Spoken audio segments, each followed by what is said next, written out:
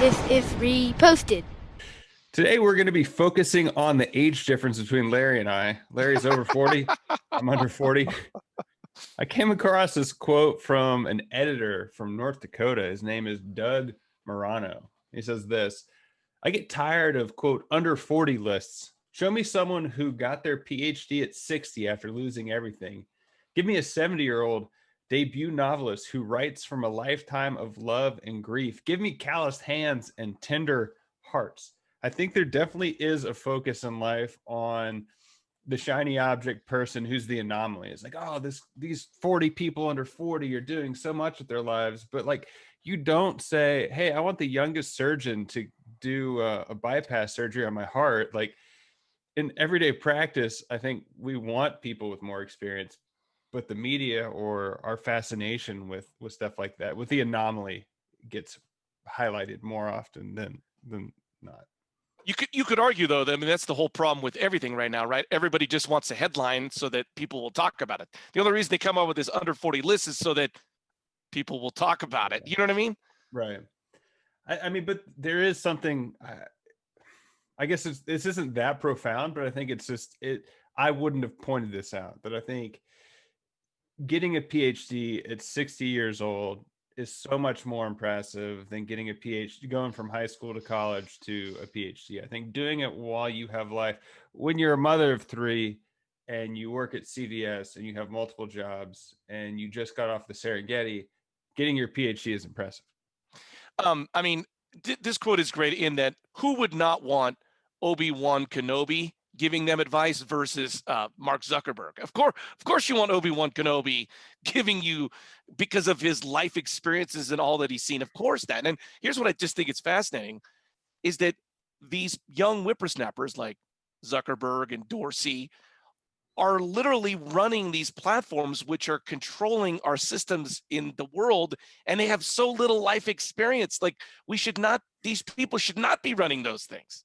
Yeah, and it's in the headlines so much right now, talking about what they can and cannot censor, because the tech companies are making these decisions, being like, the general public should know this, or we should put an asterisk by this because we don't think it's correct, and maybe we should have Obi-Wan deciding what information gets filtered and what doesn't. But it's also funny is that Jack Dorsey of Twitter is actually trying to look like Obi-Wan. He's like trying to fool us that he's some rich dude who's like living in a cave and has all this knowledge, but he doesn't. He's just like a 32-year-old dude. Yeah, he's gonna. I think he's closer to 40. I think you're just remembering when he became. Because Zuckerberg's, I think, a year or two younger than me, and I'm getting up there. But I mean, you get the point there. Like, if there was a person who was like a cagey newspaper guy who'd worked at the Washington Post for 70 years, the social media platforms would be incredibly different because they filter information different than a 32-year-old who's, by the way, telling us we need all this information all the time, and basically we're not going to filter any of it, even if it's a bunch of Nazi propaganda.